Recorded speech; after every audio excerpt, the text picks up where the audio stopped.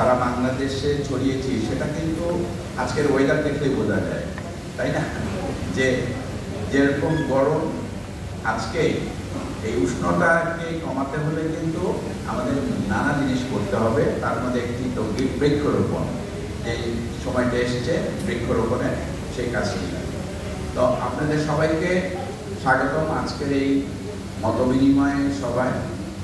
আর আজকে আমরা বেশ কিছু নিয়মকানুন তো প্রথমেই দেখলেন, পাশাপাশি ফাউন্ডেশনের যে ভিডিওটা সেটাও দেখলেন, সেখান থেকেও আপনাদের যে ধারণা সেই জিনিসগুলো ক্লিয়ার হয়েছে আশা করি।